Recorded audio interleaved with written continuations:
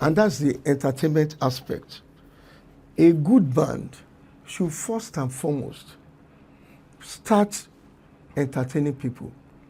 A máa kọ àwọn orin oríṣiríṣi, even eléyìí tó burú jù ń bẹ̀ náà ni pé eléré tó fẹ́ kán náwó fóun gan kò mọ bó ṣe máa kí ẹni tó fẹ́ kí, kò mọ orúkọ ìlú ẹ̀, kò mọ orúkọ ìyàwó ẹ̀, kò mọ orúkọ ọmọ ẹ̀, kò mọ àwọn ọ̀rẹ́ ẹ̀. They will not go into the details, and that will normally rob them of singing to the appreciation of whoever tó fẹ́ kí. Mo kí yín pé ẹ kú dédé àsìkò yìí. Àgbàlẹ̀tù náà ni ẹ̀ ń wò lọ́wọ́lọ́wọ́ ní ìkànnì Àgbàlẹ̀tù TV Uncensored ní ibi tẹ́ tí ń wò mí yìí. Lénìí àlejò mi very popular name. Àwọn tó wá gbé iṣẹ́ wọn lárugẹ kọjá ibi tí ọ̀pọ̀lọpọ̀ tí wọ́n gbé dé. Tẹ́ bá rí wọn gan ẹ mọ̀ wípé yes èèyàn rèé, ẹni tí ó ṣe bá tò. DJ ní ọ̀pọ̀lọpọ̀ èèyàn mọ̀ wọ́n sí, bó tẹ̀ yẹ pé èmi ò bá wọn gẹ́gẹ́ bí DJ. Ìgbà tí máa mọ̀ wọ́n ní irinṣẹ́ ńlá, wọ́n sì ní àwọn stage light and everything. Tá bá dẹ̀ ń sọ̀rọ̀ nípa entertainment, kì í ṣe olórin nìkan ni entertainer. Àwọn èèyàn kan ló ń jẹ́ kí olórin rí orin kọ nípasẹ̀ equipment tí wọ́n ń kólẹ̀. Mo ń sọ̀rọ̀ nípa DJ Semight, orúkọ wọn gangan Semiu Adenekan. Ẹ káàbọ̀ sí Àgbàlẹ̀tù sà. Olóòtú sà. Ẹ kúlé. Ẹ ṣeun sà. Inú wa dùn láti bá yín jókòó. Ẹ ṣé gan sà. Lọ́jọ́ ìní. Yes sir. Ẹ ṣé. Yeah, Semiu Adenekan, but ọ̀pọ̀lọpọ̀ mọ̀ yẹn as DJ Semight. Ní Ọ̀yọ́ state yìí mi mọ̀ beyond o, but lọ́yọ́ state yìí tá bá ń sọ̀rọ̀ nípa events mi mọ̀ ká tó dárúkọ ẹni tó ń supply ó ṣe light, stage, sound and everything. Wọ́n á dárúkọ yín. So a máa wo bẹ́ẹ̀ ṣe wọ DJ, bẹ́ẹ̀ ṣe transit sí oní equipment dé, then the corporate face iṣẹ́ yín ló jẹ́ pé àwọn multinationals like the Nigerian bureaus and all like lẹ́ ń bá ṣiṣẹ́. A fẹ́ wo because níbi tẹ́ bá dé ń sìn ó yẹ káwọn èèyàn bẹ̀rẹ̀ sí máa mọ contribution yín àti input yín náà sí entertainment ní Nigeria, Ọ̀yọ́ state in particular. So ẹ jẹ́ ká wo background yín. Mo ti gbọ́ táwọn olórin ti kì yín, wọ́n ti kì yín ní Ẹ̀gbá mọ́ Iléṣàbí, Gbòǹgbò Àkàlà, Ẹ̀gbá ní. Bẹ́ẹ̀ni, ọmọ Abẹ́òkúta ní Òkè Ìṣàjẹ́ ní mo ti wá. And iṣẹ́ DJ yìí gangan ni mo yàn láàyò. Iṣẹ́ kan tó jẹ́ pé kò jọ iṣẹ́ lójú mi, that láti ìbẹ̀rẹ̀ pẹ̀pẹ̀ nǹkan tó máa ń múnú mi dùn ni. And way back my secondary school days, I was a very young boy ni mo ti ń ṣiṣẹ́ DJ. Nígbà tá bẹ̀rẹ̀ records tó máa ń pè ní vinyl, àwọn ńlá àti singles, àwọn tá fi bẹ̀rẹ̀ nìyẹn. And as a matter of fact, nígbà tá bẹ̀rẹ̀ ní ìgboro Abẹ́òkúta, a máa ń ru record, a ru speaker, a máa wá ẹni tó ń ṣe party káàkiri. A dẹ̀ ní gbowó lọ́wọ́ wọn. Kò ń ṣe kí wọ́n tẹ̀ pé yín, wọ́n tẹ̀ pé wá. But our joy is ká débẹ̀, ká scatter everywhere pẹ̀lú orin. Music tó máa ń trend nígbà yẹn. Tó ń trend, gbogbo ẹ̀. A tún jí owó àwọn òbí wa. Tá bá jí record náà la máa fi rà. A tún lọ ṣe many jobs. Record náà la máa fi rà. And despite àgbowó ń díẹ̀, but we are happy doing it. Ṣé ní àwọn collections àwọn records tẹ̀ ra ń gbà yẹn? Well, I still have a lot of records. I have over 20,000 records. 20,000 records. And I still kept them jealously. Across all genres of music? Across all genres.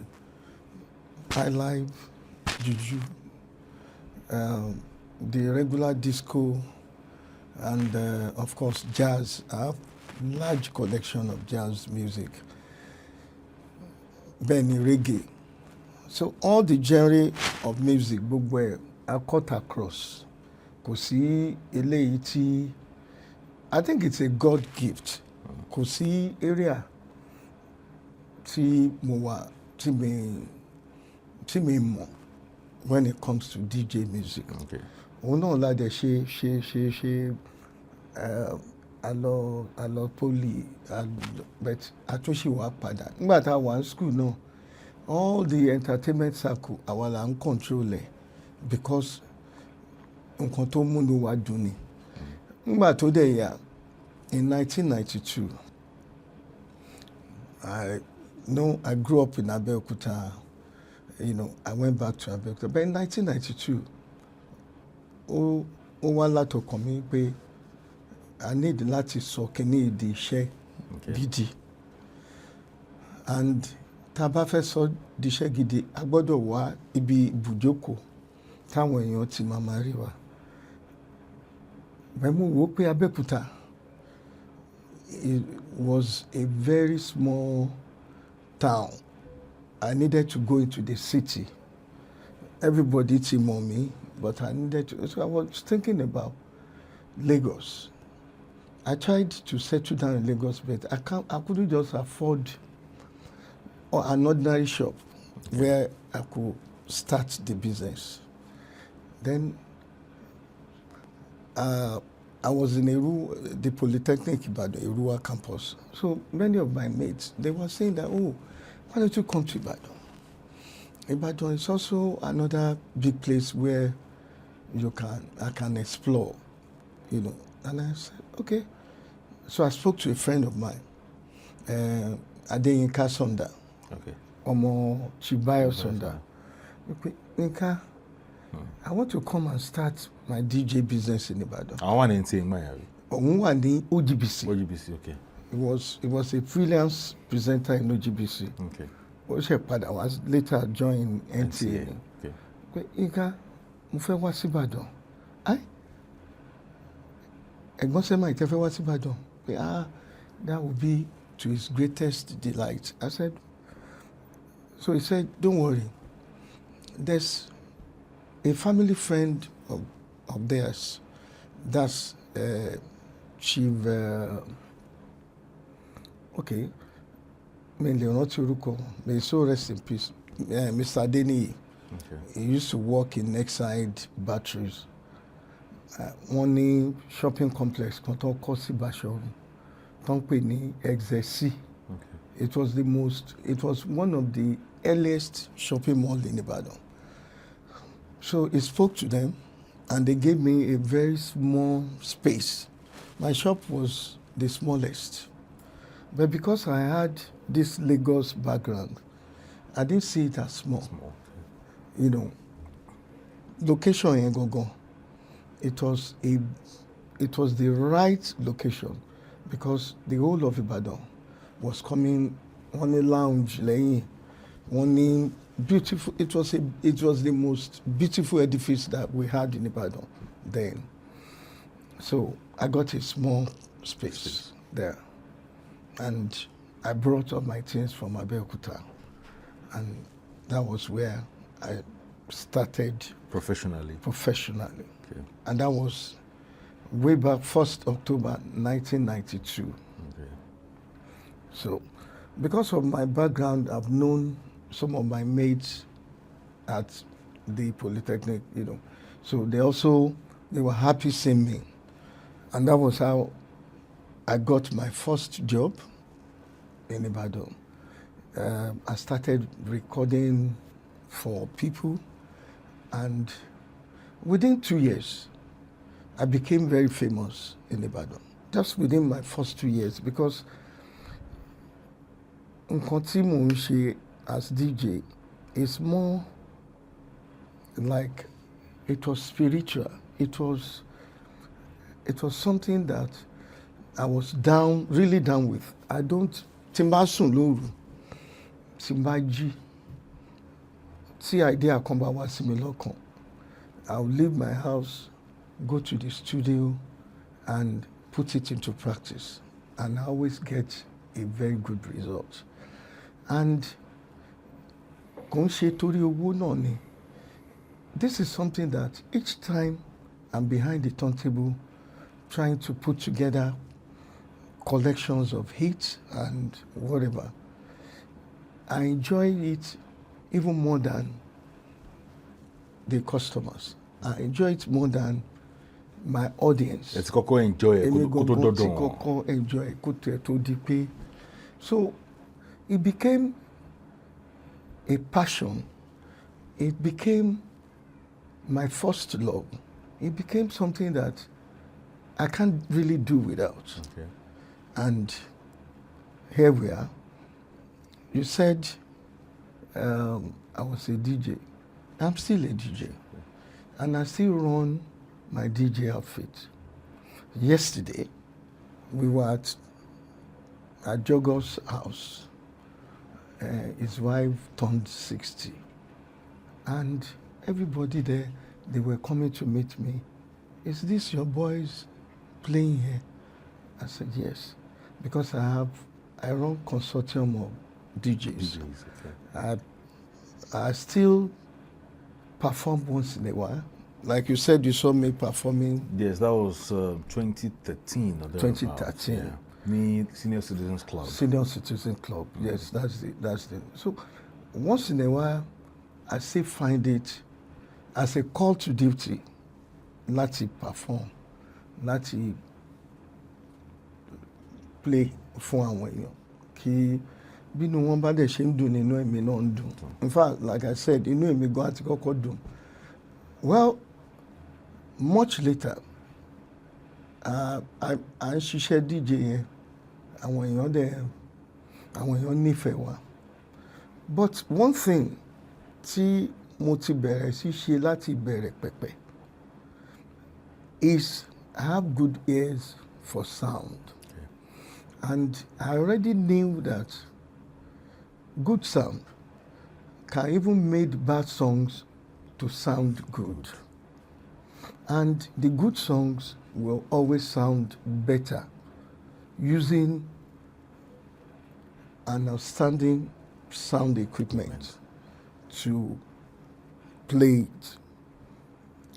So láti bẹ̀rẹ̀ ni mo ti jẹ́ èèyàn kan tó jẹ́ pé I have the quest for good sound and I don't compromise.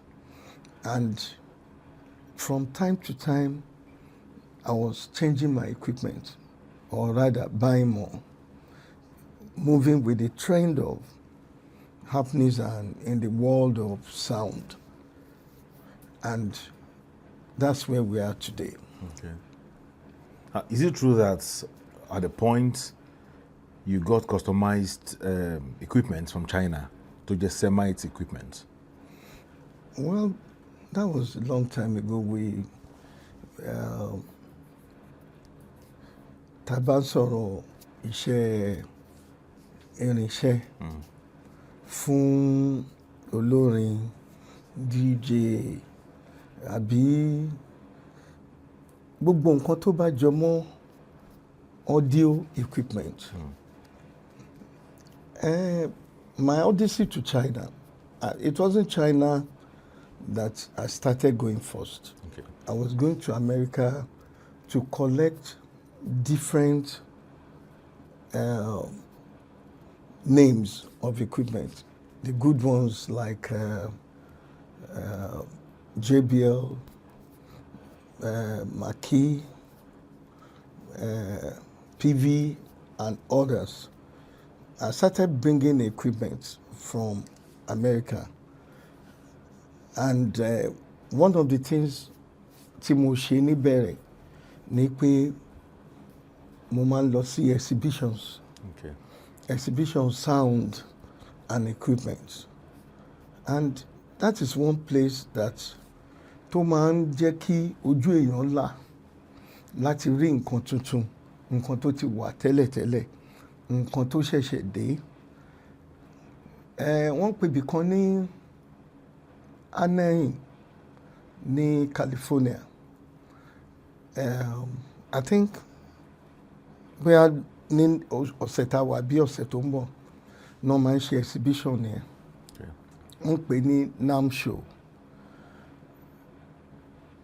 yẹn ni mo kọ́ bẹ̀rẹ̀ sí lọ and níbẹ̀ even àwọn ògbóǹtarìgì náà àwọn tí wọ́n ń kọrin lamẹ́ríkà tí èèyàn ò tiẹ̀ rò pé òun lè bá pàdé wọ́n máa ń stage concert oríṣiríṣi. You see your favorite artists coming to perform. You also have the opportunity of seeing new sound equipment, keyboards, guitar, drums, and most importantly, the sound system itself.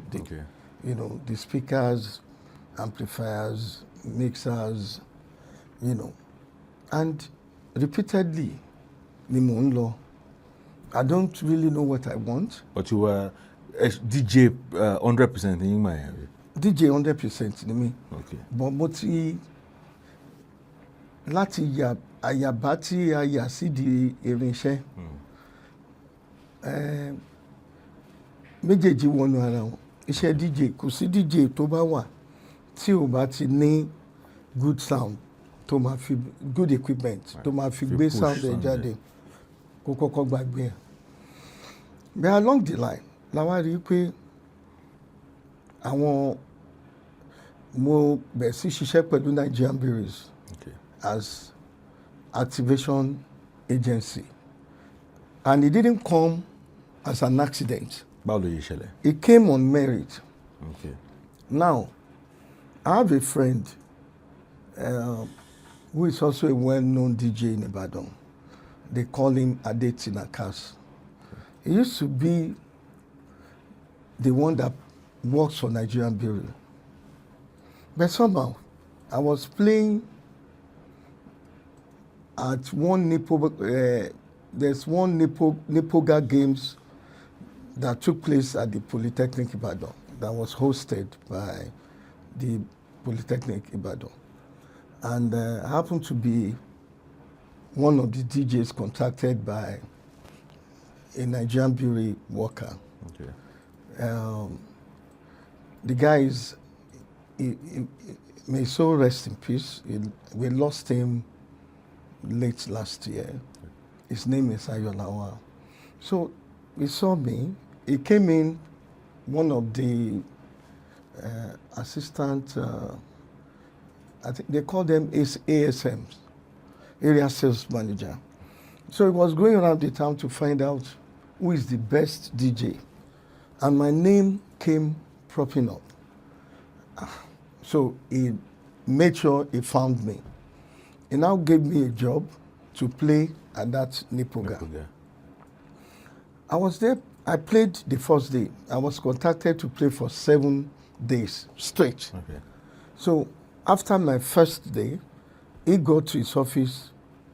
Ọ̀gá ẹ̀ nígbà yẹn wá béèrè lọ́wọ́ ẹ̀ wípé báwo ni Nipoga Games ṣé ó ń lọ? DJ wo ló play mẹ́? Ó ní DJ Semight. Ọ̀gá ẹ̀ ní DJ Semight. Who is DJ Semight? Pé you should go and fire him. And the guy fired me after the first show. Why? He said, his Oga said he doesn't want me. Is it about the name? Or I was don't it about even know. I've never met the man from Adams. So, but that same day, while I was playing, there was one of my classmates at the Polytechnic who came and said, Semight, you are the one here. But I have my own stand somewhere there. Can you come and play for me? I said, how can I come and play for you? I'm already contacted to play here 7 days. So when ní ọjọ́ kejì tí mo rí pé wọ́n ti ní kí n má wá mọ́, mo kàn ṣeré lọ sọ́dọ̀ ẹ̀ ní ló wá ní wípé ṣé mo lè ṣeré fún òun wípé òun mọ̀ pé tí n bá bá òun ṣe ó máa bẹ́tà ju ẹni tó wà lọ́dọ̀ mi. Why not? Ó béèrè iye tí mo fẹ́ gbà. Iye tó lóun fẹ́ san was almost like 1/4 of what Nigerian breweries wanted to pay me or had paid me. But me mind torí pé nǹkan tí mo like láti máa ṣe ni mo fẹ́ express ara mi. So owó tí mo gbà lọ́wọ́ ẹ̀ mo tún lọ fi rent additional equipment mọ ilé tí mo ní torí space tó ń wà ó tóbi wọ́n lọ síbẹ̀ getting there bá bẹ̀ sí gbogbo everywhere kàn bẹ̀ sí bọ́ọ̀bù ni ọ̀gá ẹni tó fún mi níṣẹ́ yẹn ọ̀gá ayọ̀lá wa tó fún mi níṣẹ́ ó wá síbẹ̀ ó wá sí stand ibi tí Nigerian breweries wà while they were there wọ́n wá ń gbọ́ music tó ń dún láti ibì kan pé kí ni wọ́n ń ṣe bẹ́ẹ̀ wọ́n ní èèyàn kan ní bíi sport tó ṣe in respect of the nipoga tó ti ń ṣe fàájì pé DJ wo ló ń play bẹ́ẹ̀ ni ẹni tẹ́ sọ pé Kasak ní ibi ìbàyìí lánàá tó play fún wa lánàá òun ló ń play níbẹ̀ yẹn ní wow pé òkè kàn jẹ́ káwọn lọ síbẹ̀ wọ́n dẹ̀ dé wọ́n bá mi wọ́n rí wípé times 10 èèyàn tó wà lọ́dọ̀ wọn ló wà níbi tá a wà pé so wọ́n excuse me bẹ́ẹ̀ mo kàn sáré dá wọn lóhùn wípé well wọ́n ló yẹ kó máa ṣeré fún wa níbo ní bẹ̀tẹ̀ yín lẹ sọ pé kí n máa pé ayọ̀ wọ́n ló ní kí n máa lọ náà wípé ọ̀gá ẹ̀ sọ pé wọ́n ní pé àwọn sorry pé but after nipoga pé màá yọjú sí wọn pé already mo ti wà committed sí ọ̀rẹ́ mi yẹn and after nipoga that same ọ̀gá saw me in town níbi tí mo ti ń perform pè mí pé kí ló dé àwọn ní kí pé Nigerian breweries mà làwọn àwọn pè mí kí n wá ṣiṣẹ́ fáwọn pé mi ìdẹ̀ dá wọn lóhùn pé kọ́ má bínú pé mo busy náà ni pé how can you say you are busy pé we will give you bigger jobs we will. So ọjọ́ kan èmi àti girlfriend mi àwọn àjọ lọ síbì kan ẹni tí mo fẹ́ fẹ́ ń gbà yẹn àwọn àjọ lọ jẹun níbi ìyá sọjí ní ṣáìdì ẹlẹ́ẹ̀lẹ́ bá ṣe fẹ́ wọnú ilé oúnjẹ yẹn àtúnpàdé ọ̀gá Nigeria brewery yẹn Mr. G.D. Aziz lórúkọ wọn àwọn náà wọ́n ti late nsìn bí arábìnrin baálé yìí ó láti jẹ́ pé gbogbo nǹkan tó ń béèrè lọ́wọ́ ẹ̀ ló ń fún ẹ a ti ń bẹ̀ pé kó wá ṣeré fún wa ní Nigeria brewery ó dẹ̀ yarí pé òun wà ẹni ẹ wá insist pé kí ló ṣẹlẹ̀ tí mi fi fẹ́ wá wọ́n sọ fún mi ní ọ̀rẹ́ mi lẹni tó ń ṣiṣẹ́ fún yín pé the moment tí má bẹ̀rẹ̀ sí ṣiṣẹ́ fún yín ẹ̀ ní fún níṣẹ́ mọ́ pé ó dẹ̀ lè generate bad blood àwọn ní kí ni mo mean pé ojú ẹnu tẹ̀ ẹ́ fò àwọn níṣẹ́ tó pọ̀ náà pé kí wọ́n á join àwọn pé they assure me ìgbà tí mo lọ sọ́dọ̀ wọn wọ́n fún mi níṣẹ́ mẹ́ta owó tó fẹ́ san fún mi mo rí pé kò make sense despite the passion I rejected it and I refused to do it so I also have a friend tó jẹ́ lára staff àwọn Nigerian brewery Waris Ali ọ̀gá ẹ̀ ń dẹ̀mọ́pọ̀ rẹ̀ ni wá pé kí ló ń ṣe ọ̀rẹ́ ẹ̀ yẹn wá sọ fún wọn pé wá máa yí ó dá rẹ̀ lójú ó dẹ̀ mọ nǹkan tó ń ṣe ẹ jẹ́ ká increase owó ẹ̀ tá a bá increase owó ẹ̀ ó máa meanwhile mo dìídì increase owó yẹn nítorí ọ̀rẹ́ mi yẹn torí mi fẹ́ compete pẹ̀lú ẹ̀ mo mọ̀ pé tí n bá compete pẹ̀lú ẹ̀ kò sí bí wàhálà ò ṣe lè dé wọ́n bá increase owó yẹn so at that level mi ní choice bí mo ṣe bẹ̀rẹ̀ sí bá wọn ṣiṣẹ́ nìyẹn padà ṣe ń ṣiṣẹ́ yẹn tán bá ní àwọn ní sales promotion bì kan ní aago 5 aago 2 máa ti set up síbẹ̀ máa ti jókòó kò sí GSM nígbà yẹn láti 12 máa ti sí 5 máa ti wà ń bẹ̀ tí n bá ṣe jókòó máa ti máa ronú àwọn orin wo ni mo lè lò níbí báyìí and then war là ń jà ní between Nigerian breweries and Guinness ogun gidi gan là ń jà ń gbà yẹn back to back ní serious battle and I have the power of music kò sí music tí mi mọ̀ kò dẹ̀ sórin ọ̀tẹ̀ bẹ́ẹ̀ni tí mi ní so tá bá bẹ̀rẹ̀ báyìí ìgbà míì àwọn náà máa lọ set up sí another beer parlour tí ò ní jìnnà sí ibi tá a wà bẹ́ẹ̀ nígbà tá a bá fi máa lo 1 hour ọ̀dọ̀ tí wàá máa ti kún. Number one, the quality of sound tí mi máa gbé wá and the choice of music that I'll be playing will attract more people, all and sundries. Wọ́n á kàn rí pé ibẹ̀ ti di ọjà ni. Foreign or local ẹ máa sábà lò bẹ́ẹ̀. Gbogbo ẹ̀. Ẹ máa ń lò pọ̀. Gbogbo ẹ̀ la máa ń lò. Reason ni pé foreign gangan là ń ṣe. Okay. But later, I went into local. Okay. Why did I go into local? Ìgbà tí student unrest tó bẹ̀rẹ̀ sí ti campus, I realized wípé there was a time tán ti gbogbo schools fún 1 year. Àwọn targeted customers were there ní students ni. I also combined the business sense into being a DJ, and that is one of the things that helped my career. I don't think like a DJ. I also think like a businessman. I weigh things, I looked at situations. So ìgbà tí wọ́n ti school fún bí 1 year, a kàn jókòó ni, a ṣe nǹkan kan. Irú iṣẹ́ wo là ń ṣe yìí? Iṣẹ́ tó pé táwọn ọmọ school bá ti close, tán bá ti lọ lé fún holiday, àárín nǹkan kan ṣe ni, gbogbo ẹ̀ máa dá ni.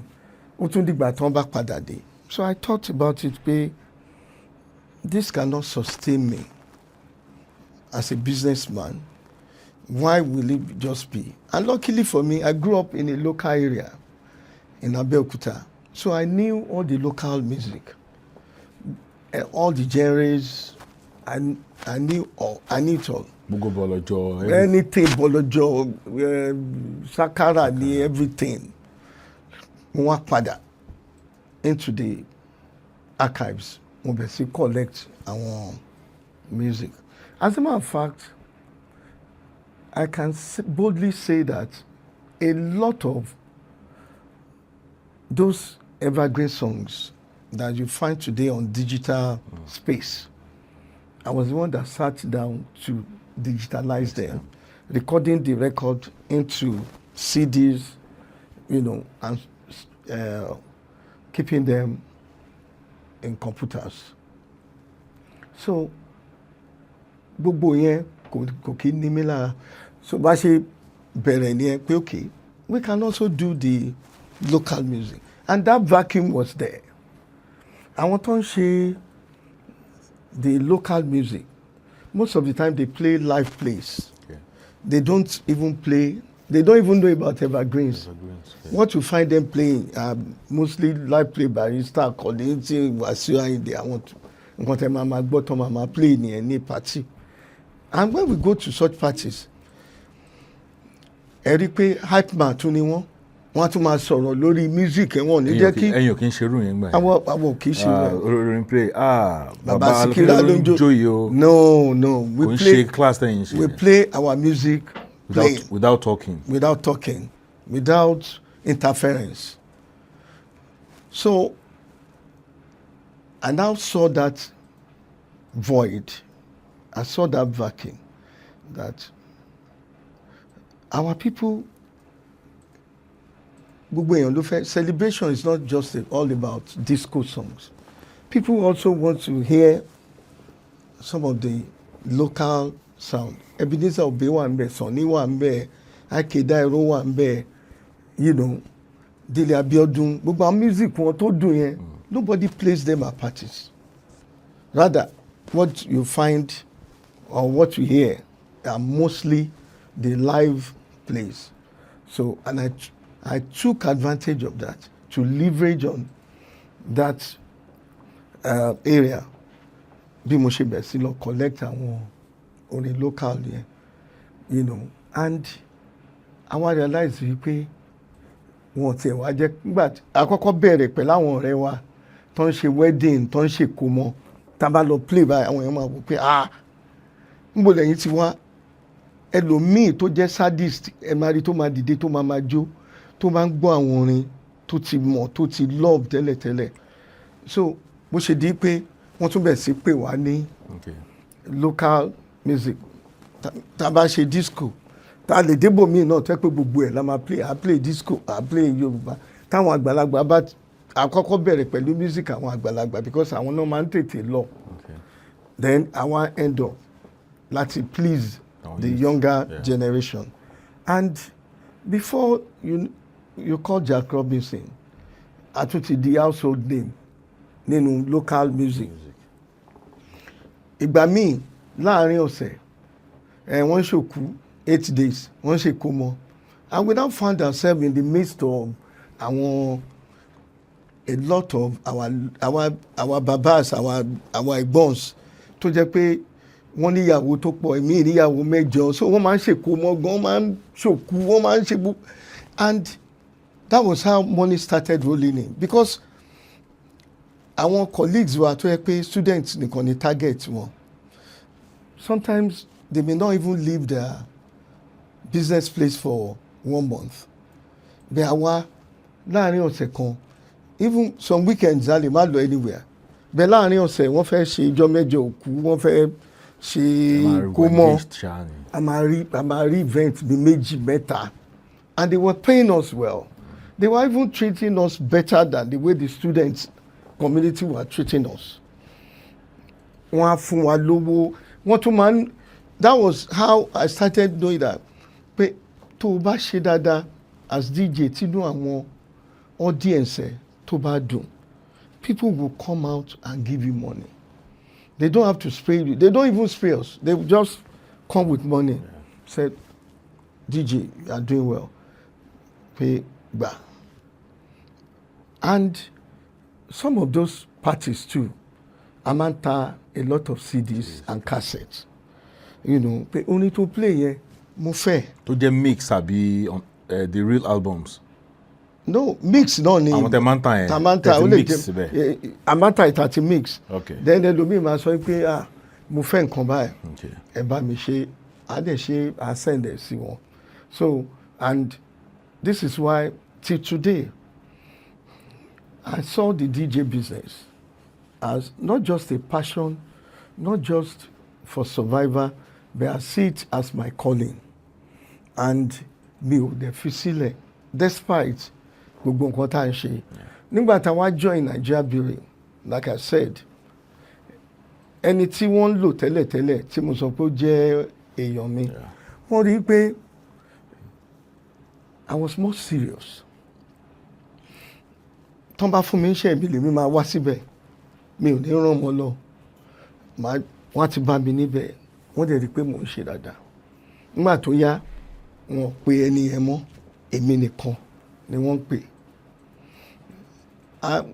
abẹ̀sí ṣiṣẹ́ DJ yẹn lọ along the line Nigerian Breweries now came up with the idea of event managers wọ́n wá pè wá wọ́n ní iṣẹ́ company àwọn world class company ni àwọn ò dẹ̀ lè máa deal pẹ̀lú everybody pé káwọn ní event ń sìn kó jẹ́ èèyàn kan àwọn làwọn máa lọ pẹ́ni tó ń fi àga rent àwọn làwọn máa pe musician àwọn fẹ́ ẹni tó máa jẹ́ bíi alákòóso coordinator fún gbogbo nǹkan táwọn ṣe and àwọn fẹ́ kí gbogbo wa some of us kẹ́ka apply as event and experiential marketing agency can apply. Luckily, I came first at the interview. So, without any connection or anything. But they also saw my pedigree. At that time, mo ti ń ṣiṣẹ́ pẹ̀lú MTN náà when MTN first came. Maybe their first year. The same thing tá à ń ṣe ní Nigerian Brewery náà là ń ṣe pẹ̀lú àwọn MTN.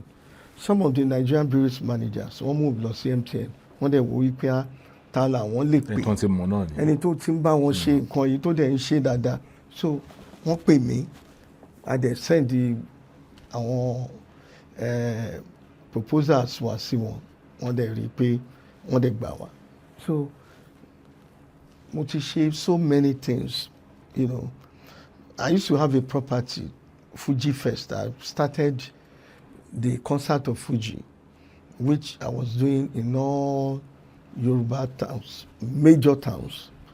We took it around Southwest for like 5 years. It was one of the biggest shows that we were doing Fuji there. Fest. Fuji Fest. You know, could they see any major artist tó wà tó ń kọ Fuji tí a feature lórí Fuji Fest in Lagos, in Shaki, nearly every house we've gone around to. But later, the business got bigger and we cannot continue running around. And moreover, the artists are very difficult people to handle. So sometimes it is good to just keep them arm's length. Kí ọ̀rọ̀ máa ṣe nǹkan ẹ̀ jẹ́jẹ́ tí ò bá fẹ́ scandal tí ò fẹ́ anything. So I took it upon myself to rest the show and I faced my business because I have many other things tá à ń ṣe. Later, à ń ṣe fún Etisalat, à ń ṣe fún Airtel. Nearly all the corporate, the telecoms and the brewery. The only people I couldn't have worked for was Guinness because they are competitor to our brand. Ṣé wọ́n ti approach yẹn rí?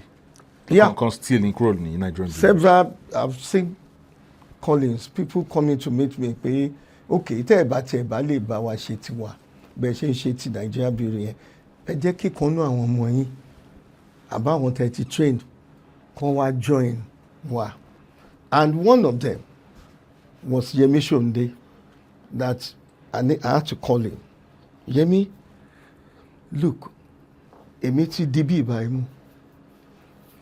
There's an opportunity in Guinness. This is how you should write your proposal. And luckily, he listened to me and Guinness started giving him job too. You know, and he worked with them for some years. And although I didn't ask him why he left them or he had to leave them, but no, he was able to take charge of the Guinness affair, you know. And to the glory of God, I sat him down, I tutored him, and I told him anything he needed from me. Because it is not right for me to prostitute with other brands. And that's why even to today, when people see me, the first thing they will say is that, Semight, I want Nigerian beers. Yeah. And to the glory of God, àti wà pẹ̀lú Nigerian beers, ó ti lọ bí 30 years, táti wà pẹ̀lú wọn. A dẹ̀ ṣì wà pẹ̀lú wọn títí dìsín. Kò sí nǹkan tí wọ́n fún wa ṣe tí a ní ṣe dáadáa. Just this December, la ṣe legendary December ní Ìbàdàn ní ShopRite, where we had our stalls built. We had a very beautiful stage. In Christmas setting, we had some of our retailers, and it was a very successful show. The sales was very, very impressive because it's not just about putting up a show. It also needs to have the return on investment. Tí Ọlọ́run fún wa ṣe, and àti lọ jábọ̀ fáwọn ọ̀gá wa tó ń fún wa níṣẹ́, and inú wọn dùn sí gbogbo nǹkan tí wọ́n rí níbẹ̀. Apart from that, àwọn àtúnṣe Christmas light sí Ring Road. Ara nǹkan tẹ́ ń ṣe nìyẹn. Ara àwọn la manage our Christmas light, àwọn la ń ṣe activation níbẹ̀. Àwọn akọ́ la ṣe Christmas light, but àwọn la ń ṣe abódegbà for the entire period tí àwọn kìnìún ẹ̀ fi wà ń bẹ̀. Wọ́n sì wà ń bẹ̀ gan sí, but I'm not sure bóyá wọ́n ṣe ń tọ́nà sí, but wọ́n sì wà ń bẹ̀. You know. All right, question kan sáré wá kí n tó padà sí ojú ọ̀nà mo kàn fẹ́ yà ni. Now sir, what happened to Star Lager? Well, I'm not the mouthpiece of Nigerian beauty. Yeah, but you should be able to. No, kò sí nǹkan kan tó ṣẹlẹ̀ sí star. Star ṣì wà títí dìsín. Títí dìsín. If you want star, if you come to my outlet, you know I also have an outlet. Kí lorúkọ bẹ̀? Excelso. Excelso. Àṣẹ̀ṣẹ̀ ṣí bí a year ago ni. Okay. It's like a resort, a very nice place to relax. Níbẹ̀, èmi ò kì í ṣe mouthpiece Nigerian beauty, and I'm not supposed to talk about their product or anything. So ẹni tó wà in charge, mo sure wípé bẹ́ẹ̀ èmi mọ̀ wípé star ò kú o, star ṣì wà. Then ọtí kan tún wà tó ń pè ní Starlight. Yeah. Tó jẹ́ low calorie. Tó máa ń sọ pé àwọn obìnrin ló ní. No, Star Radler ni. Star Radler ni, okay. But there's Starlight. Tó jẹ́ pé àwọn tó bá ní bí diabetics, àwọn tó ní sugar issue, tó jẹ́ pé nǹkan tí wọ́n máa ń recommend fún wọn láti mu nìyẹn, because it has less calorie. But Star as a brand is one of the oldest brands that we have in Nigeria in the world of lager. But kò sí ní competition pẹ̀lú trophy or well èmi kàn yà ni o trophy or gold bag. So torí then advert bó a ṣe máa ń gbọ́ngbà kan Star Lager kò fi bẹ́ẹ̀ sí, but they mention activation or mo ṣe pop question yẹn ni pé what happened to Star. Kò sí nǹkan tó ṣe Star nítorí area kan bí ọtí ṣe máa ń tà, ẹ lè dé ìlú mi nsìn kọ́ pé nǹkan tí wọ́n máa mú bẹ́ẹ̀ ni, ẹ lè dé bòmíì kan máa mú bó jẹ́ ọ̀tọ̀ ní nǹkan tó máa mú. But generally you can't go to any 5-star hotel and not see Star there, because it's a premium brand, it's a big brand. So and I'm very sure wípé kò sí nǹkan tó lè pa Star. Star will live forever. All right, sir. Mo fẹ́ mọ opinion yín nípa DJing as a live band. Ṣé DJing ṣó fẹ́ replace live band ni, or ṣé ó lè replace live band? Because in the last few years, I'm realizing, especially in the wedding, tí wọ́n ti ń ṣe náà lókun sí, tó máa ti gba live band, wọ́n gbọ́dọ̀ ní DJ síbẹ̀ tó máa play. Unlike before, tó jẹ́ pé it's either DJ or live band, but now ó dà pé DJing competes pẹ̀lú live band. In fact, gbà mí tí band ò bá ta sánsán, wọ́n á sọ fún band pé kó palẹ̀ band ẹ̀ mọ́ kó DJ làwọn fẹ́ jó. Ẹ ṣe olóòtú, iṣẹ́ DJ àti iṣẹ́ live band kò fi bẹ́ẹ̀ sí yàtọ̀ púpọ̀ nínú wọn. Both of them are entertainers. The DJ will entertain, but with different flavors. Okay. Most times, live band won't key entertain. All they are after is what they can make. One like spray go come and spray one low.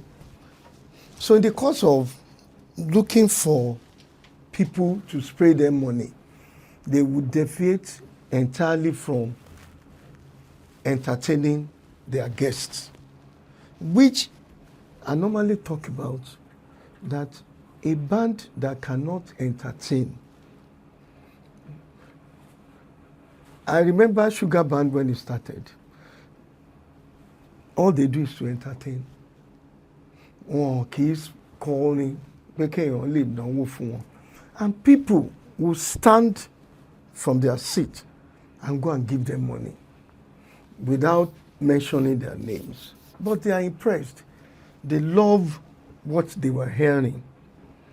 But after some time, everybody became, they are not, many musicians are not inspired until they started saying money. But something must precede, and that's the entertainment aspect. A good band should first and foremost start entertaining people.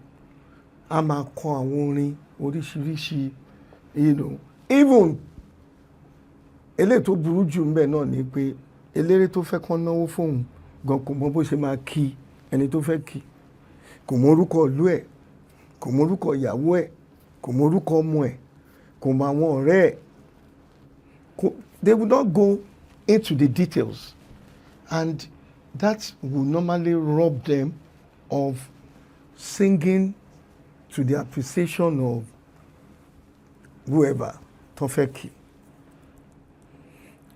I think some of them still need to go extra mile and do a lot of research, and the manners at which they introduce themselves, how they relate with their songs. Okay, wú àwọn èèyàn lórí láti dìde lọ bá wọn. But let me now talk about DJ.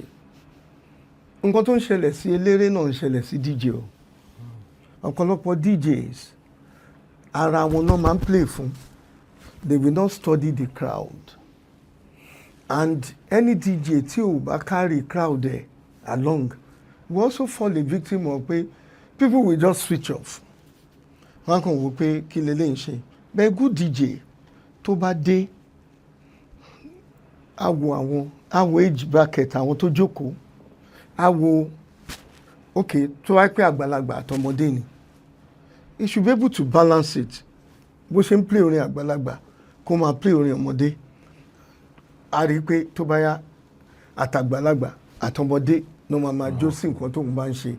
Ó yàtọ̀ sí pé bó dẹ̀ jẹ́ eléré náà ni ó dé party ó wo àwọn tó jókòó ó kí wọn dáadáa ó tiẹ̀ kọrin bó jẹ́ copyright náà ló fẹ́ kọ dáadáa jẹ́ káwọn èèyàn kan lè wò pé this guy is good.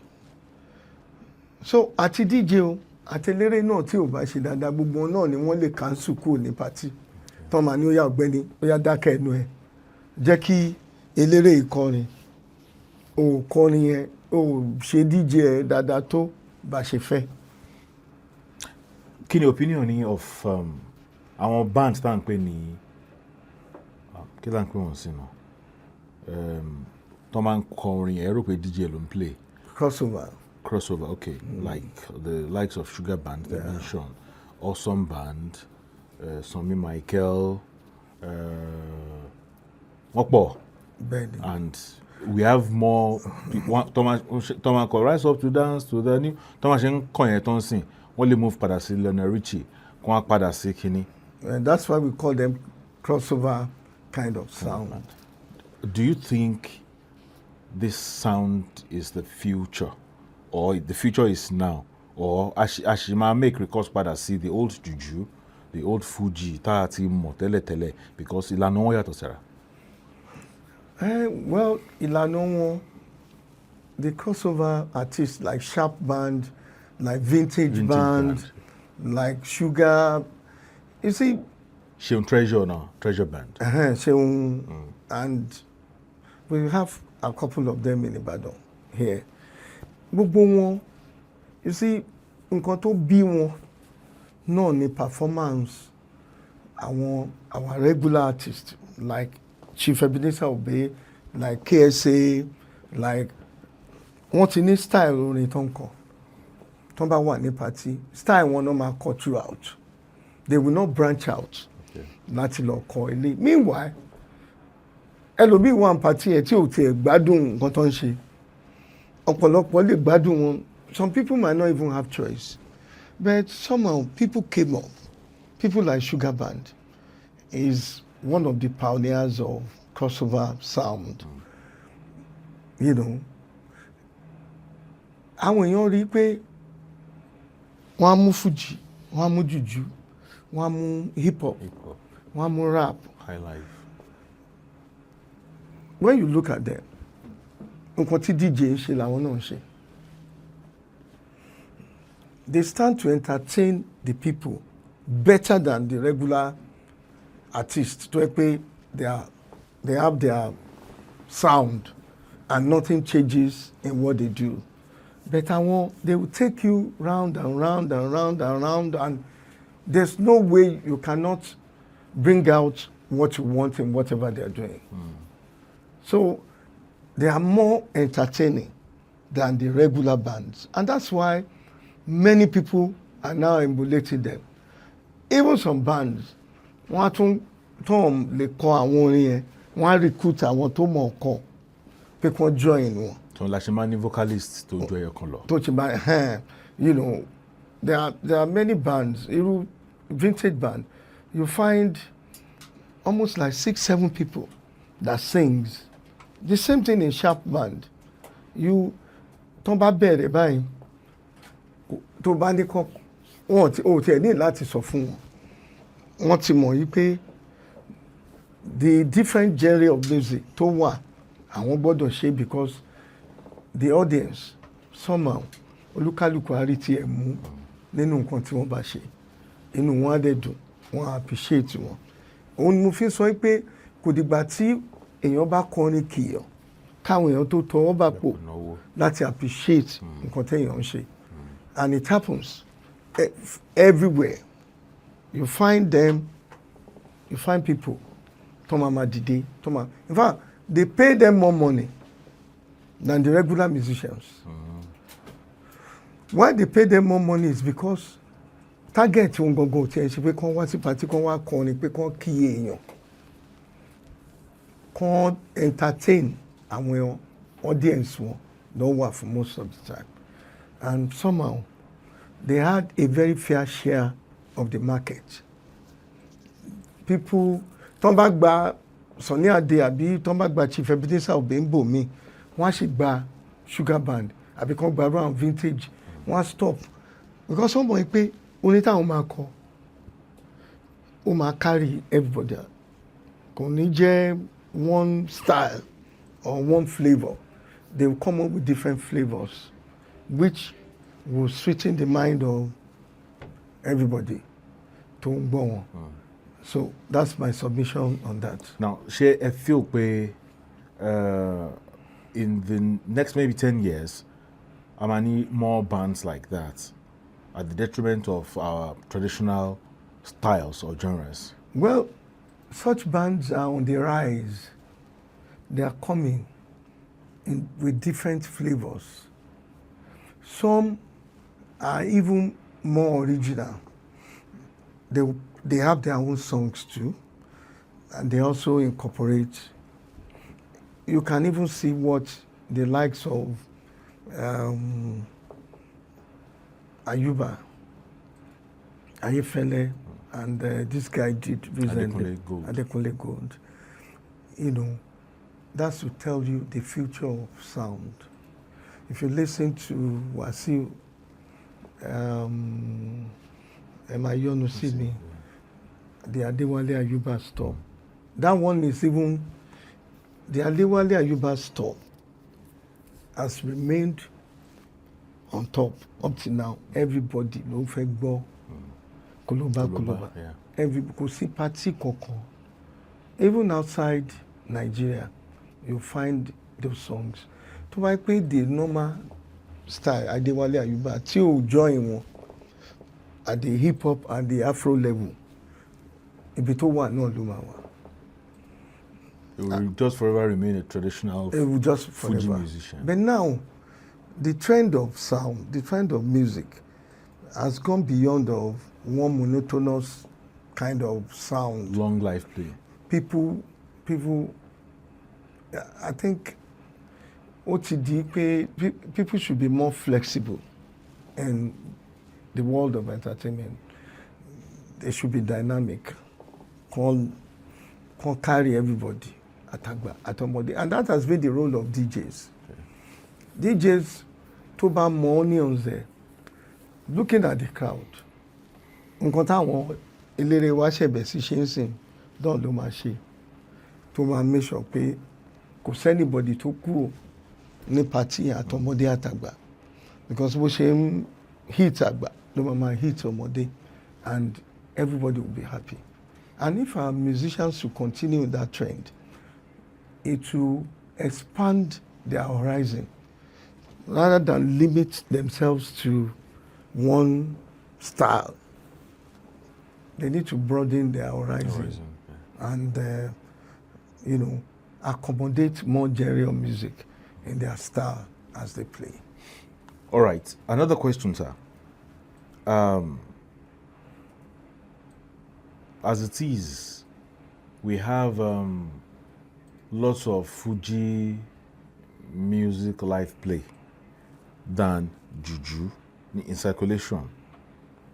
Now, so looking back to maybe 1992, 1995, around the earlier years in here, or earliest years in here, why it feel pé Juju need more live play, bí Fuji ṣe ní more live play.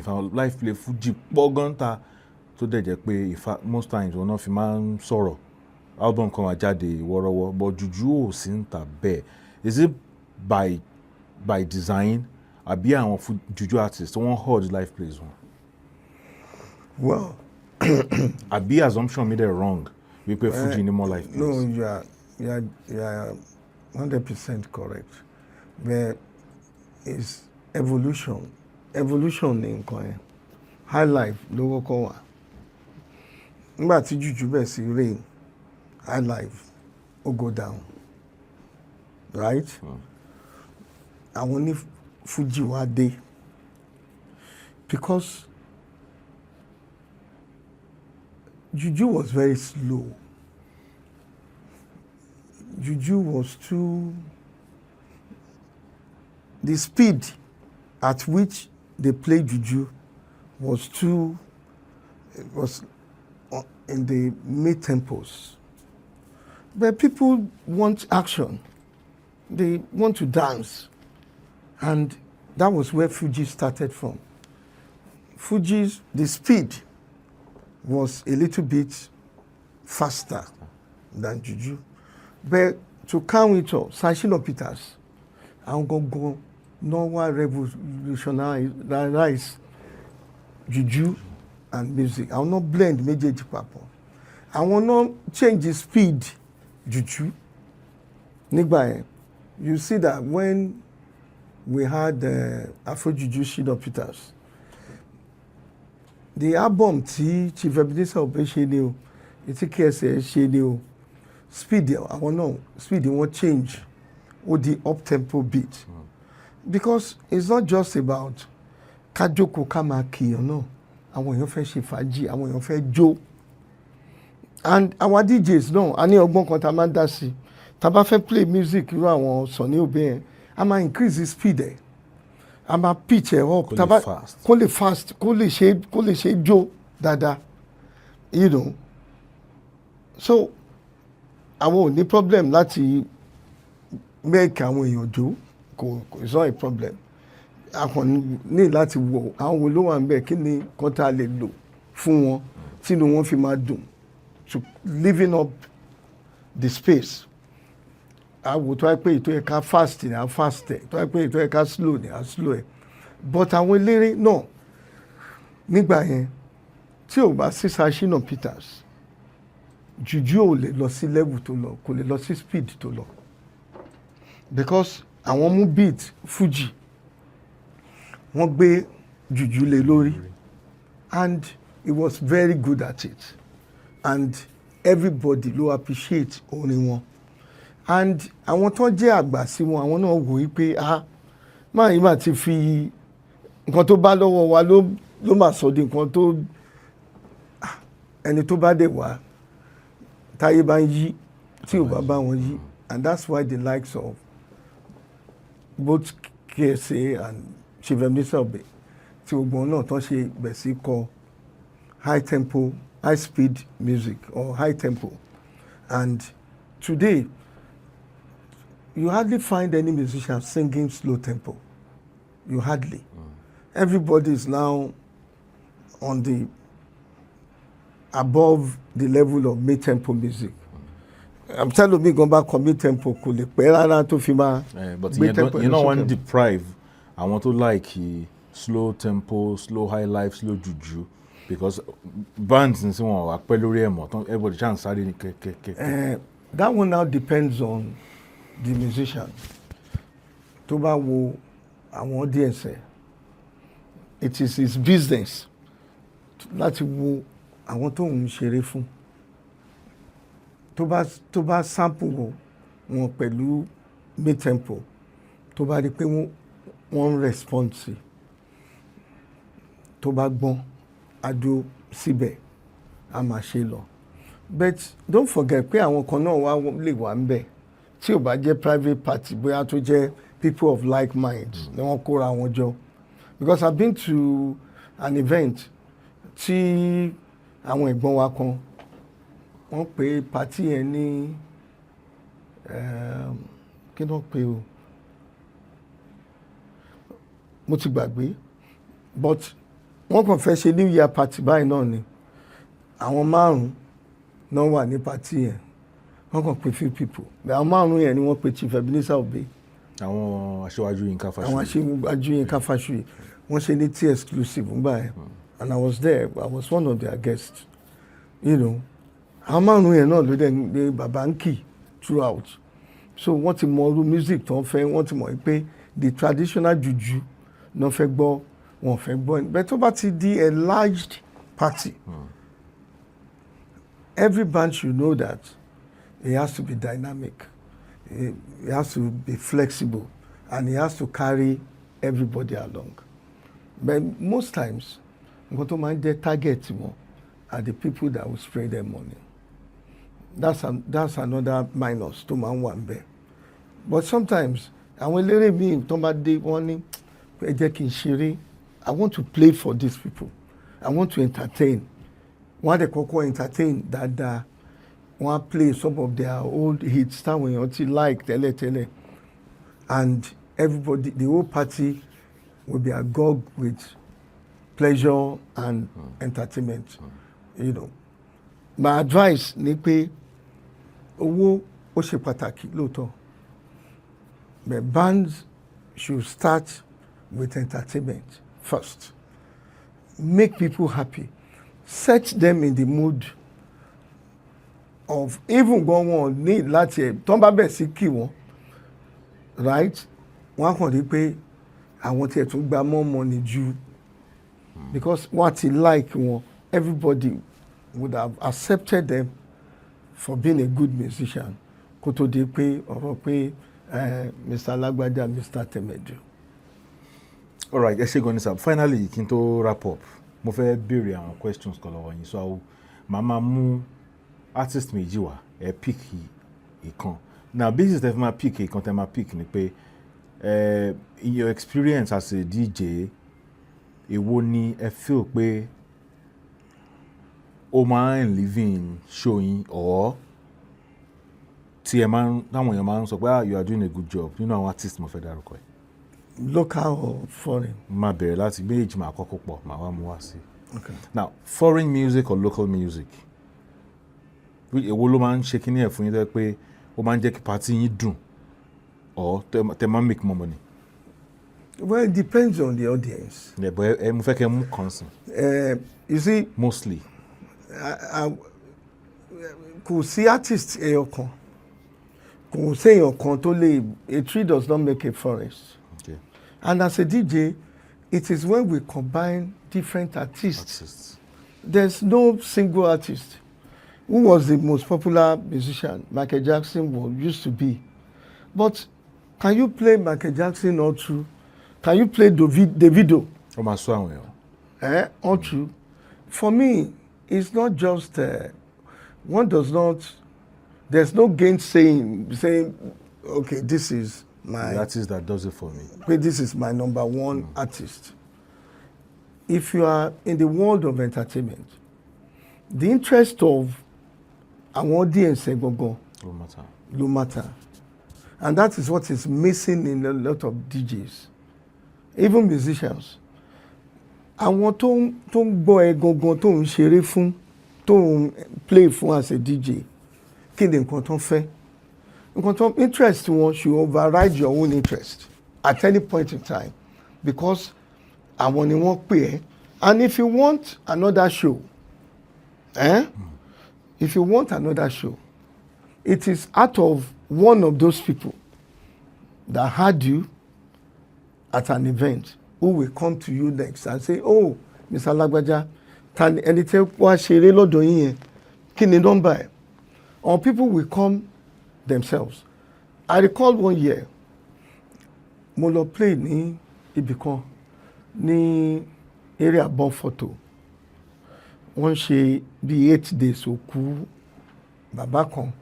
Bẹ́ẹ̀ àwọn ọmọ bàbá yẹn wọ́n wá láti Warri. Gbogbo ó dà pé oil company kan náà ti ń ṣiṣẹ́. They flew to Ibadan, all of them. Wọ́n wá sí party yẹn. And I played for like 2 hours. Kò sí nǹkan kan tó dìde jó. Kò dẹ̀ kí í ṣòkú ọ̀fọ̀. Kò sí nǹkan kan tó wọ́n tiẹ̀. Mo try gbogbo formulas tí máa ń lò. Left, right and center. Still, I still met people looking ordinarily. No one was laughing, no one was smiling. And I felt I haven't done enough. So I went into my arsenal to bring out everything that I have. But guess what? Close to the end of the party, when those people wanted to go back, because they all came together, each and every one of them was coming to give me money to appreciate me. That, look, you have done very well. You have excited us. You have made us happy. Despite the fact that they didn't just show it. They didn't. One can ṣakọ ni àwọn alákọ̀wé one post for àwọn kind of. But they still came to appreciate me. As a matter of fact, owó tó fún mi ní party yẹn as a DJ mi ever gbaru owó bẹ́ẹ̀ rí. But I was down. My spirit was down because I thought I wasn't doing enough. But as a professional DJ, I knew my onions, and I know that I need to begin to do different genre to see which one they will be excited about.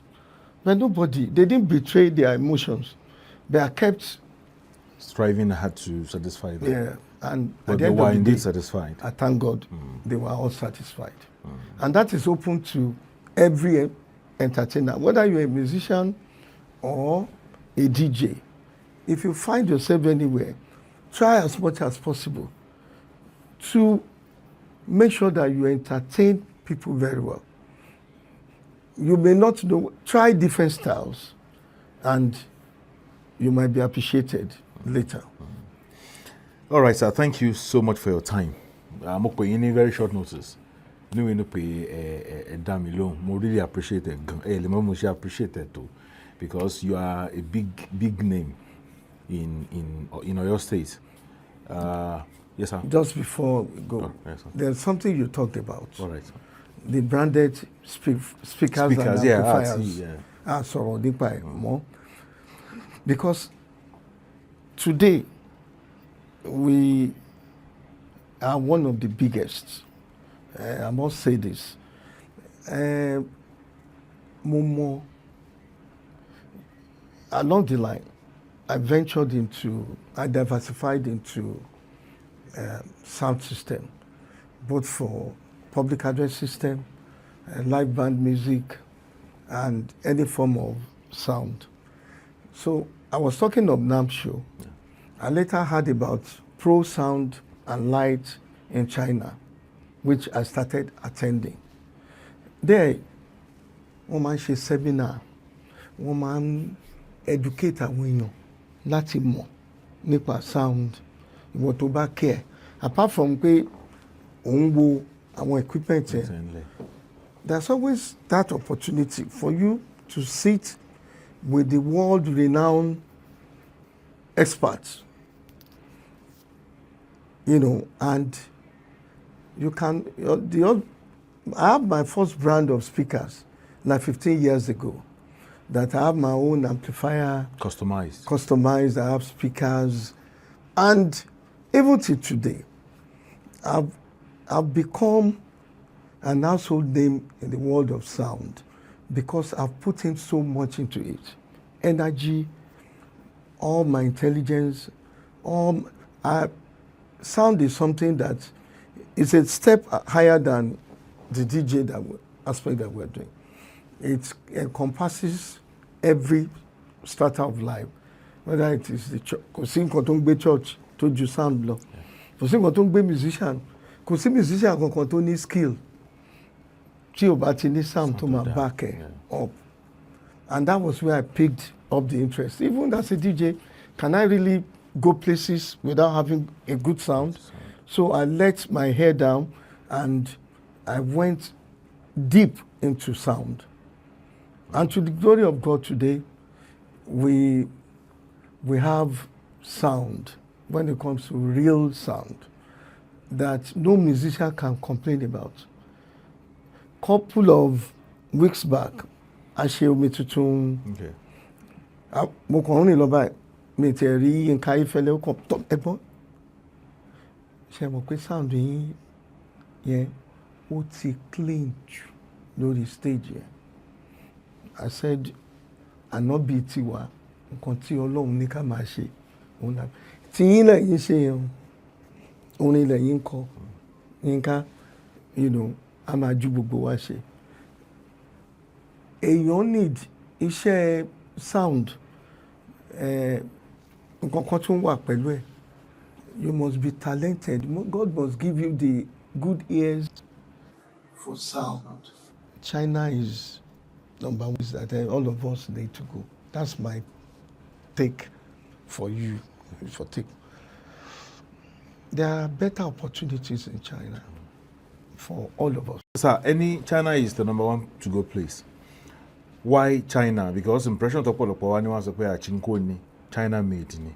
Now ẹ̀dẹ̀ sọ́nsìn pé àwọn equipment tí wọ́n brand fún yín tó ń ṣe láti China wípé ó clean, ìpín ìfà àwọn tó jẹ́ àgbà olórin gan wọ́n pass ẹ̀. Of course.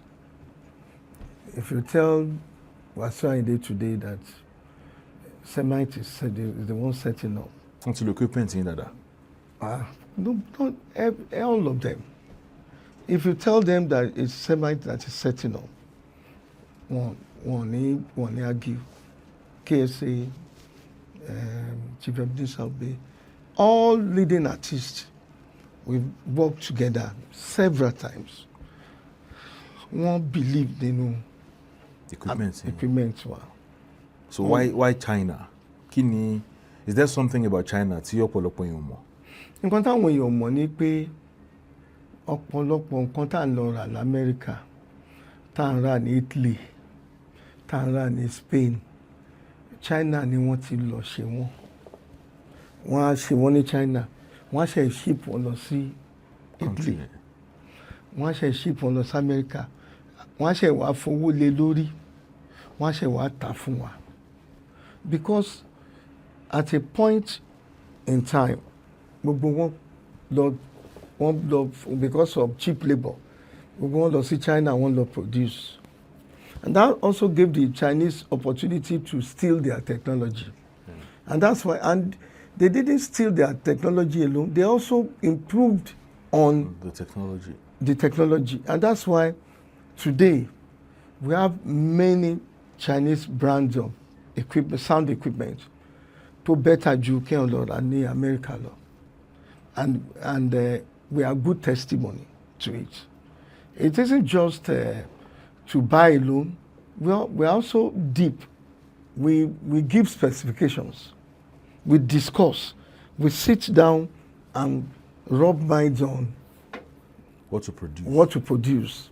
So it's not just like Mr.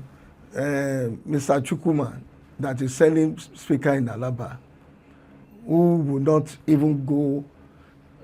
Their own is buying and selling. But when it comes to real vibes that one requires to make a good sound, we have gotten to a level that we sit down on a round table and discuss what we want and what the configuration should be.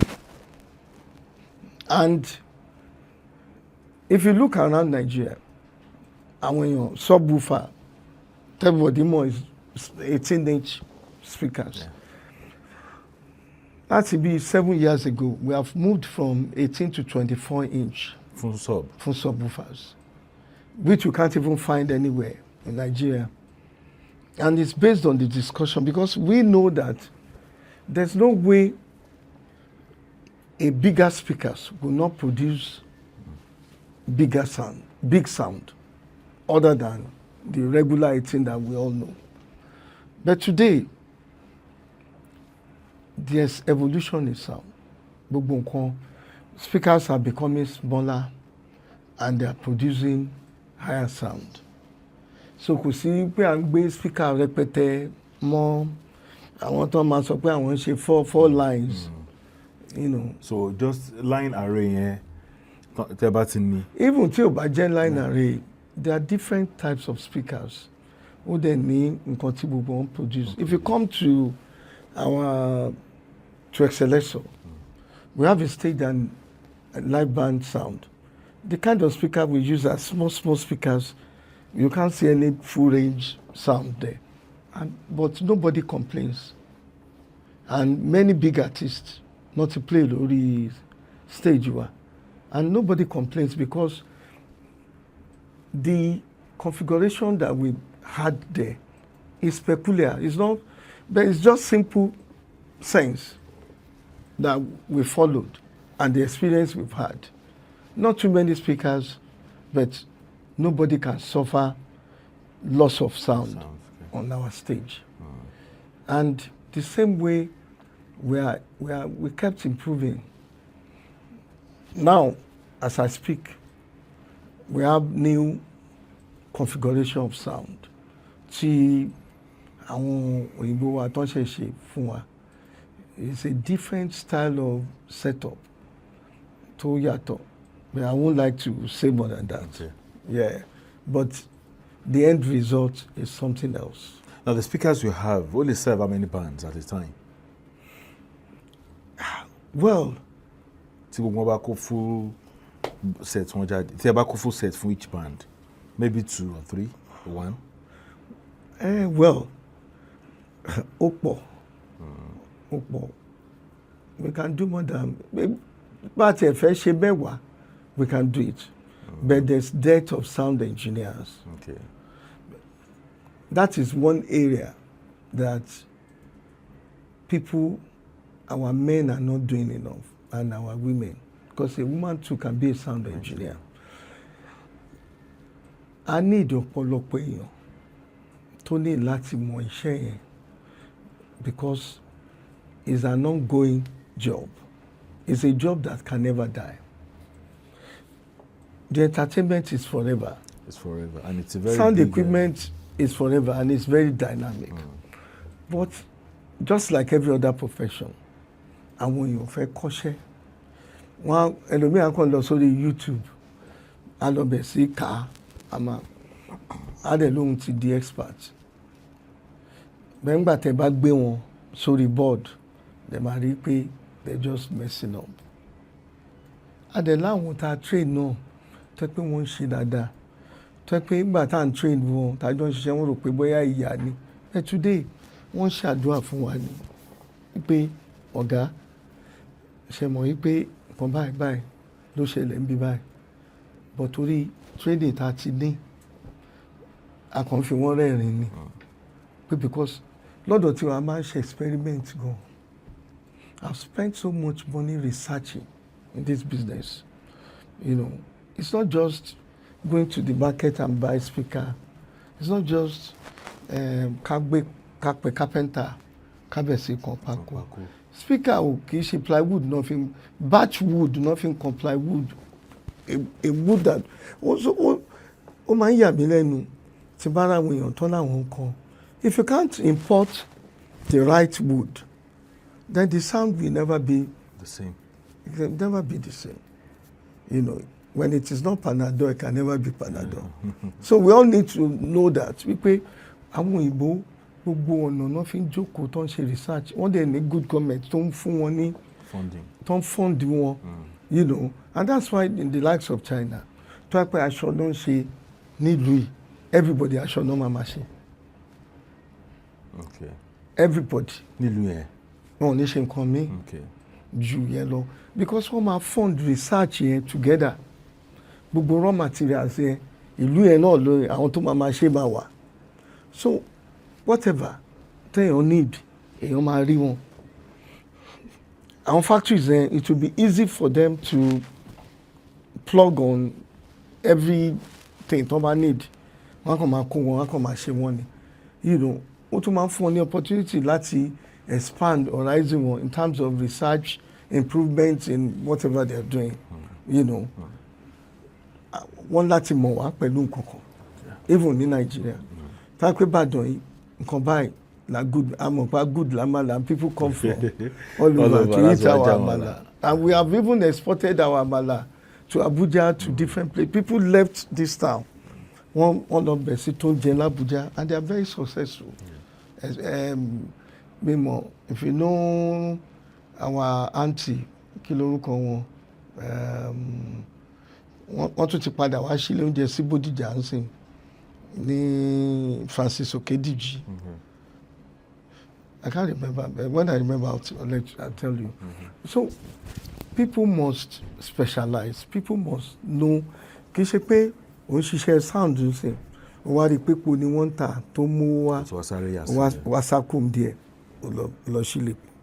Nǹkan tó bá ń ṣe jókòó sí díẹ̀, more research into it, develop it, and take it to the highest level.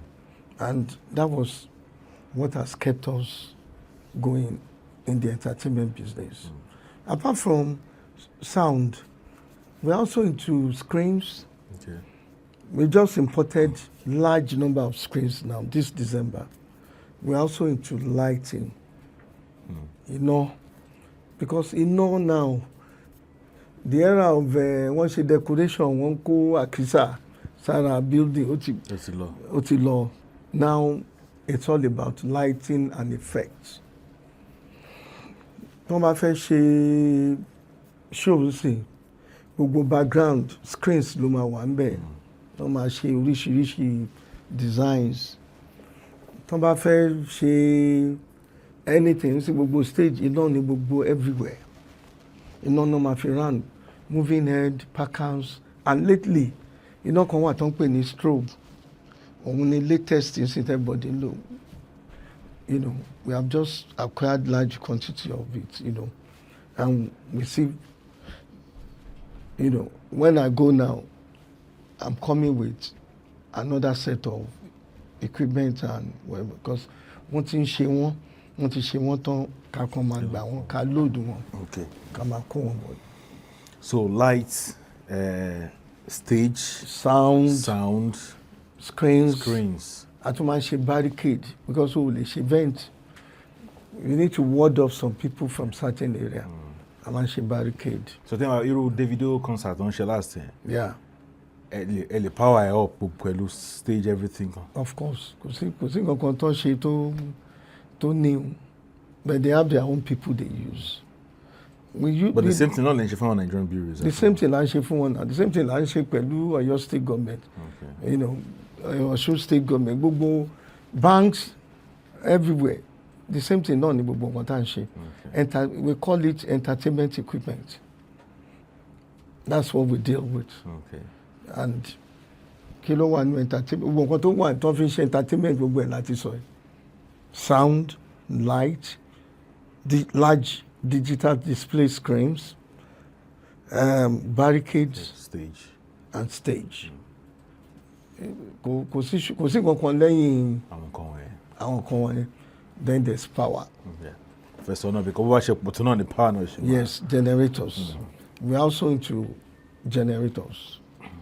When you come to our warehouse, you see a lot of things that we do, you know. But everything is attached to the entertainment equipment. Okay. Tó bá ní good power, sound ò lè ṣiṣẹ́ dáadáa.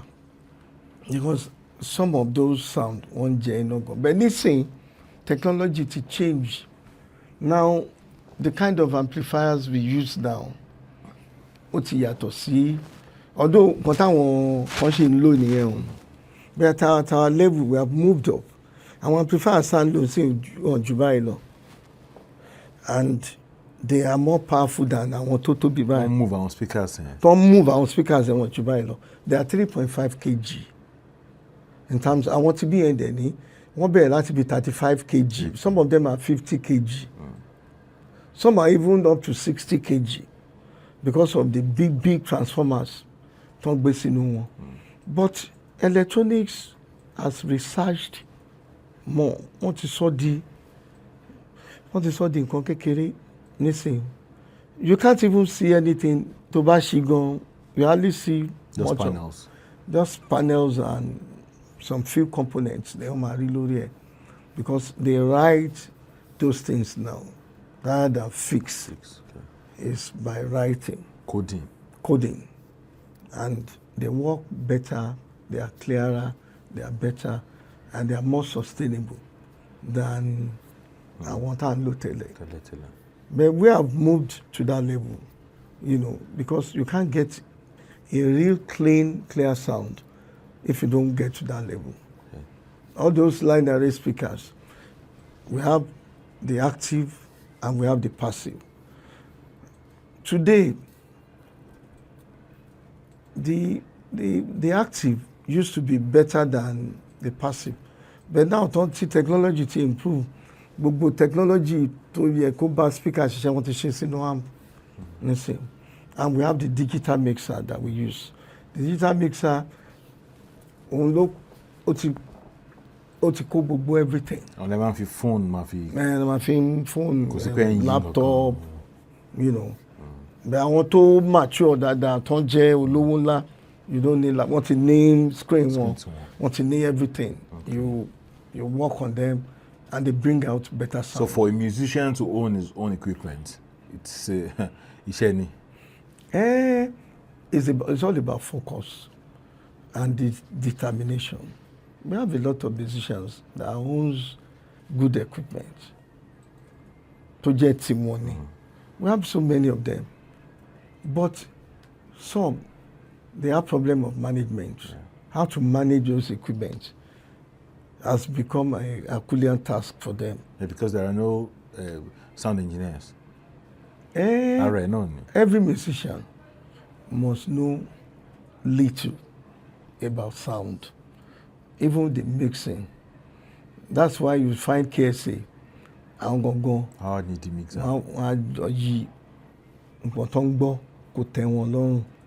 One day sọ fún engineer pé bá mi gbélé sókè. But there are also devices that táwọn òyìnbó ti ṣe ń sìn, that a musician òǹgangan lè improve invoice ẹ̀ lọ́dọ̀ ààrẹ. Wọ́n ṣe àwọn small modules kan tó yẹ pé ó lè fi kan tí engineer ò bá fi sí, ó lè fi sí látọ̀dọ̀ ẹ̀, and it will sound better. Okay. All those things we have. Nísìnyí kò sí pé à ń to speaker tó pọ̀ lórí stage pé wọ́n ṣe stage monitor. Wọ́n ti ní in ears now. That's like a headphone. Okay. Then with the device, everybody I play music lórí stage without even monitors, okay, except the sub. Okay. Because bass yẹn lè má tó. Okay. Wọ́n á ṣe ní pockets of subs lórí stage. Okay. That's the level we are now. Did at any point radio romance you? Kewashi DJ in radio? I was on the radio for many years. Radio? On BCS 98.5. We were the pioneer staff when it came back on. Okay. And I had close to about 2 or 3 programs that I was handling. Sound Deluxe, pay 3 times in a week. Play. So the radio will play. Okay. So it's not a matter of approaching me. I've done my own bit on the radio. Lately, àwọn èèyàn wá bá mi pé ṣé mo lè bá wọn play some old tunes and whatever. But I told them I'm busy.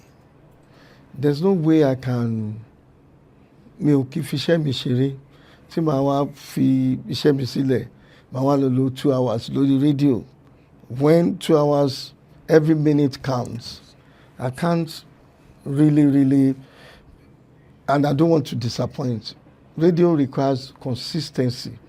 O gbọ́dọ̀ wá, kó dọ̀la, kò ní orí ń dùn ẹ́, àbẹ́sẹ̀ ń dùn ẹ́. Because àwọn tó fẹ́ gbọ́ ẹ, wọ́n ti dúró. So, in order to avoid disappointment, it's better not to start what I cannot finish. So, but I can give support. I can train some people. You know, look, if you go this route, you are likely to entertain your audience better. And we're doing that already. We are talking to younger generations. Me, I don't hold anything back. Anything I know, I make sure I share it out to my colleagues and my workers, because any knowledge you bring into this world, tó o bá ti fún yàn, tó o bá fi lọ kú, Ọlọ́run gan ò ní dáríjì yàn. So I'm open. But it's not every time that I'm in the mood to talk or do anything, or I'll be busy. You know, so that's the... Okay. But I'm trying my best to impact knowledge. Which you have done just now. Because Lara and Kote, so I'm sure that perhaps if one or two people will call, but I want an interest in sound engineering. We have a place for them. For those who wants to learn, they can come and learn. And I'm sure they won't just learn sound alone. They will also learn other things. They will learn the business aspect of it. Because had it been you remained a DJ, in fact, your quality, your circle of friends going in rebuy, but it's in the circle that is just a DJ. No. That is not acceptable to me. As a DJ, I have friends that are well to do and they are still DJs. It depends on the level you take the business. All the likes of the video and co, they go about with their DJs. Yeah. And those DJs are well paid. Some are well paid, some have developed themselves, by investing in equipment.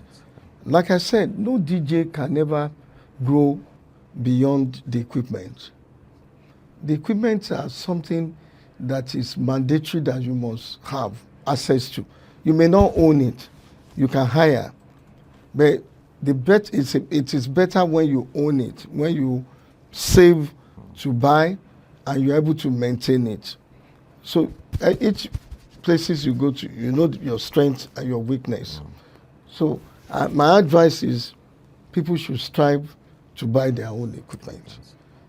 Then if it is not enough, you can now add more through hiring.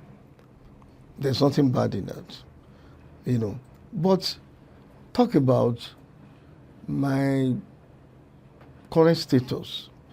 Everything is in the hands of God, because kò sí nǹkan tó mọ̀ ṣe, Ọlọ́run náà ni, òun ló máa ń tọ́yàn sọ́nà,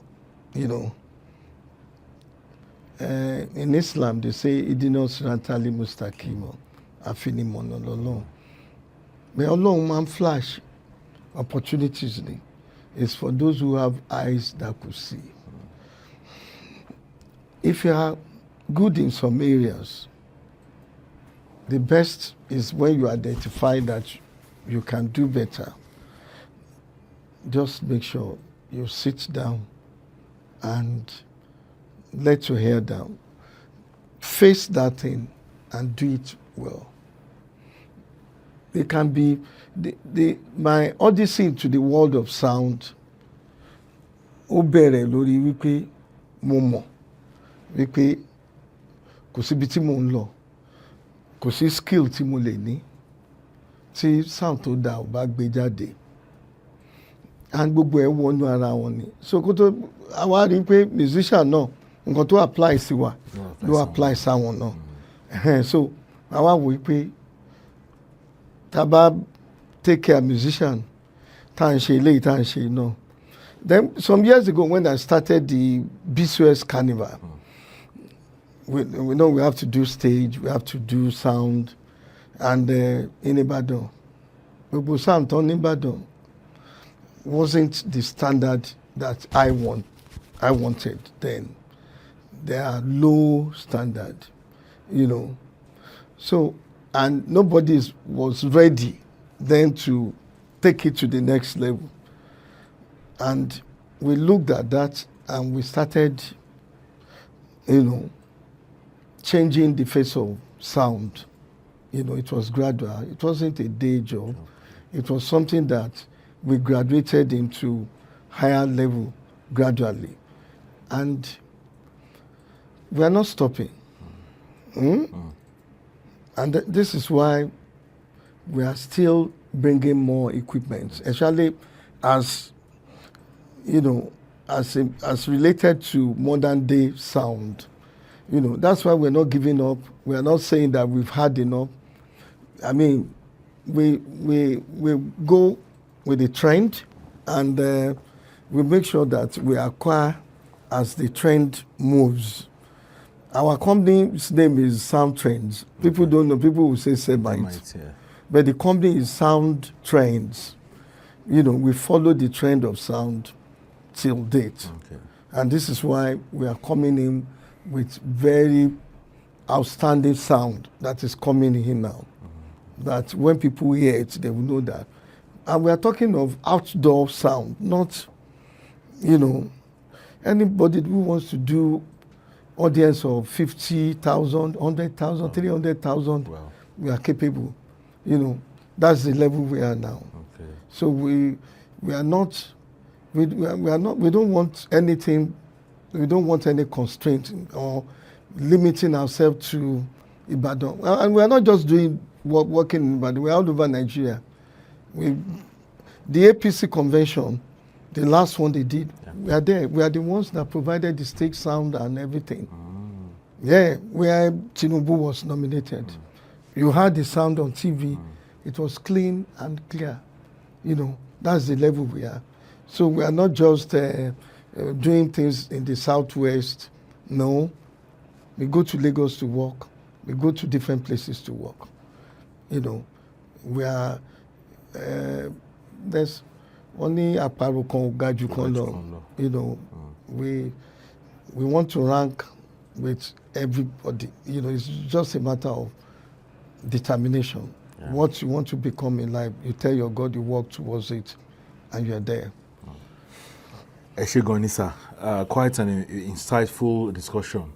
It's opened a lot nípa DJing and sound, because me, I'm putting to kenu to buy ni. So èmi gan mo ti learn, mo ti pick a lot of things from the discussion. I don't know if there is a number you would like to share. Maybe somebody will want to reach out to you or to Sound Trends, or for whatever reason. Well, my number is everywhere. Okay.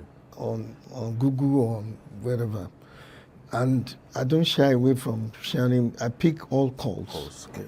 Okay. My number is 080 342 393 58. 342 393 58. Started with 080. Ẹ ṣé gan ni sir. Thank you for your time. Yeah, Olotu. Yes, sir. It's a pleasure, and I wish you a happy new year. Thank you, sir. Wishing you and myself and the entire crew. Thank you, sir. Many happy years of joyful celebrations. Thank you, sir. We will all be there together. Amen, Like sir. Thank you, sir. Ẹ ṣé gan ni, sir. Thank you, sir. Yeah. Yes, sir.